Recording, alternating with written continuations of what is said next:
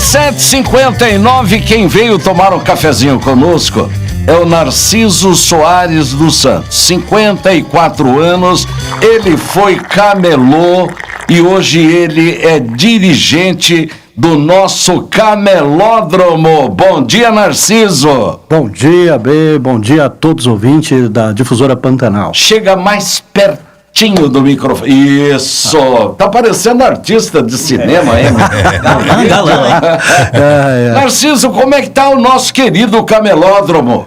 Tá bombando, é um centro comercial muito importante na nossa capital. Até ele é popularmente conhecido como camelódromo, mas o nome dele é Centro Comercial Popular Marcelo Barbosa da Fonseca, né? Marcelo Barbosa. Popularmente conhecido como camelódromo, né? Isso mesmo. Ô Narciso, vou mudar um pouco o rumo da conversa. Você foi camelô?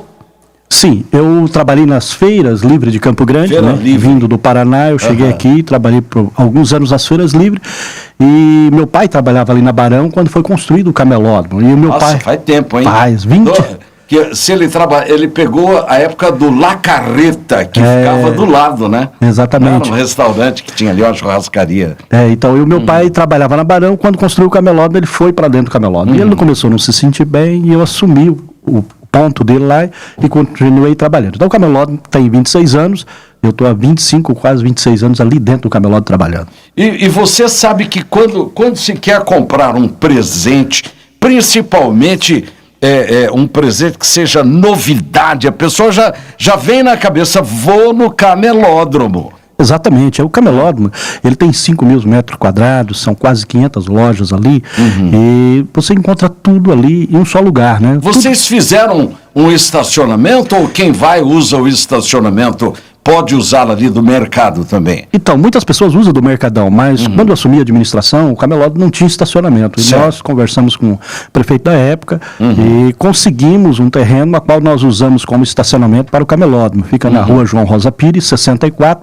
Então, a pessoa coloca o carro, a moto, ele tem 1 hora grátis lá para fazer a compra com tranquilidade. Então essa é uma conquista que nós conseguimos no nosso mandato lá, então continuamos lutando ali pelos associados, para que seja bem atendido ali dentro do camelódromo. Ô Narciso, quando eu morava em São Paulo, eu trabalhei ali na Conselheiro Crispiniano 105, na Werner Rosenfeld de Seguros. E o que me encantava muito era que naquele tempo tinha o mapping, e ao lado do mapping tinha os camelôs. E eles eram encantadores, cada um com uma retórica diferente, era uma forma de atrair, segurar público, era uma coisa maravilhosa. Uma vez eu ouvi um deles falando assim, vamos chamar o diretor da BIC do Brasil, ele vendia caneta BIC, aquela criatividade maravilhosa. Você também fez esses shows particulares para atrair o público quando você trabalhava? Sim, a gente, o camelô tem aquele hábito da rua ali, de atender bem a população, o cliente, buscar assegurar o cliente, né? Então o camelô ele tem isso, né? De rua, de conversar, de dar desconto, de ter o seu jeito ali para poder conquistar o cliente. Visto que a nossa cidade, ela se expandiu muito nos anos, veio a pandemia, a venda online, né? As pessoas no conforto da sua casa, ele faz a compra, né? Antes, dia 10, as pessoas iam receber a aposentadoria no banco, tirar o seu salário, movimentava o centro de Campo Grande, né? E hoje já no celular, no conforto celular, ele compra. O comércio nos bairros hoje também se estabilizou muito bem. Mas ali no camelódromo nós temos trabalhado ao longo desses 6 anos que estou na administração para buscar ali modernizar e ficar atraente para que o cliente possa ter conforto ali, ser bem atendido ali. É verdade que você estudou até o 4º ano primário?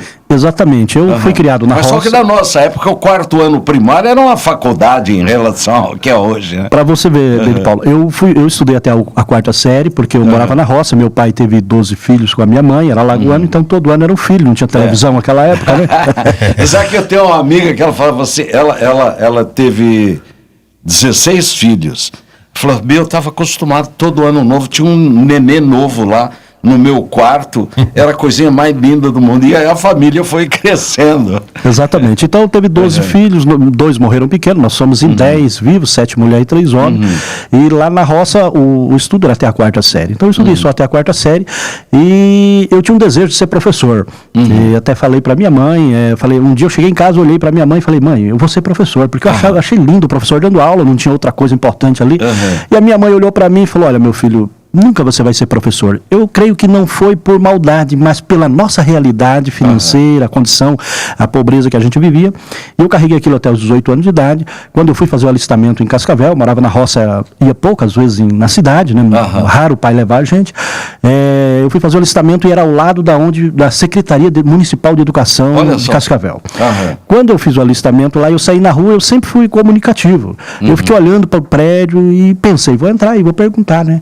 E eu entrei no prédio da Secretaria de Educação e falei, olha, eu sou vizinho da Escola Miguel Antônio Bueno, era 6 quilômetros de casa. Eu falei, olha, tenho irmãs minhas com idade escolar, lá tem muitas crianças que precisam estudar e não tem professora. A professora era minha prima, ela foi embora e não tem professor. Eu gostaria, se há possibilidade de eu fazer um teste aí. Então me colocaram numa sala, eu fiz o teste. Quando terminou, eles corrigiram lá e me chamaram e não falaram que eu seria o professor. Falou, olha, você vai, convoca todos os pais que têm criança com idade escolar e nós faremos uma reunião amanhã às 16 horas. Então eu cheguei em casa, não falei para minha mãe, porque eu carreguei até os 18 anos aquilo, nunca você vai ser professor, nunca você vai ser professor. E eu peguei o cavalo, coloquei a cela, falei para minha mãe e meu pai, olha, eu fui na Secretaria de Educação e eles pediram que convocasse os pais que têm criança com idade escolar. Então eu à noite fui na casa dos pais, avisei, e às 16 horas do outro dia, o pessoal da Secretaria de Educação Municipal de Cascavel estava lá, fez a reunião, identificou a necessidade, e quando terminou a reunião, ele disse, olha, o Narciso vai ser o professor. Olha que bacana. E perguntaram para mim, você tem carteira de trabalho? Eu falei, o que é isso? Aí ele falou, CPF, RG, não sabia o que era, eu só tinha aquele registro amassadinho que a minha mãe guardava no baú. Então eu voltei com eles no carro para Cascavel, fiz o requerimento, tirei a carteira de trabalho, e o primeiro ano trabalhei como professor, e ali eu vi a importância que tem o estudo na vida do jovem. Você casou, não é? Teve uma vida sacrificada, não é? E sua esposa, o que ela dizia de tudo aquilo?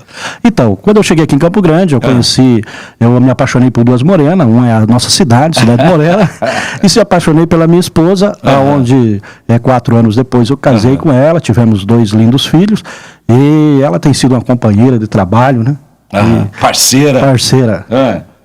Ô Narciso, e você, com a sua esposa, né? Vocês constituíram uma família, e a tua filha Patrícia, prestem atenção nesse lance agora, a Patrícia, ela foi estudar porque o pai já tinha essa experiência, e ela se formou em...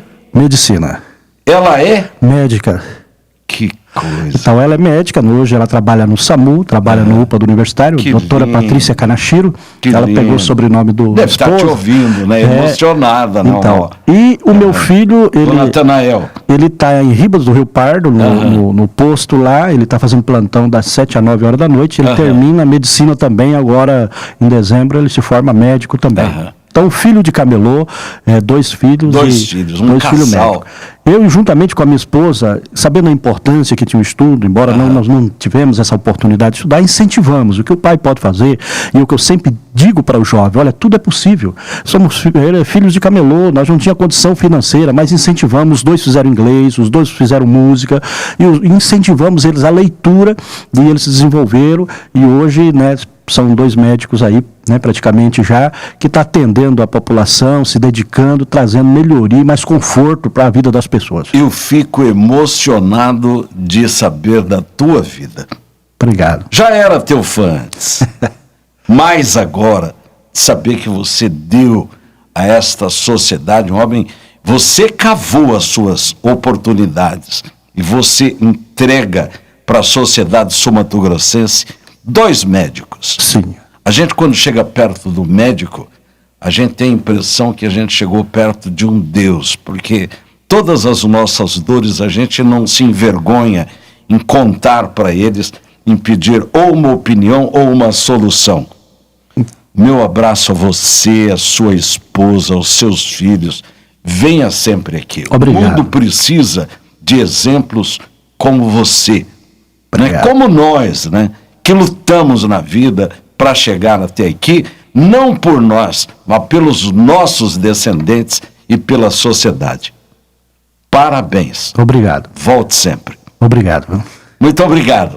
Olha, história bonita, história maravilhosa. Sim, sem dúvida. Para você que muitas vezes fala, mas o camelô ganha pouco. Não, o camelô, ele tem os seus sonhos e ele se esforça todo santo dia e ele consegue fazer coisas maravilhosas como essa. Parabéns. Obrigado. Deus abençoe a sua vida.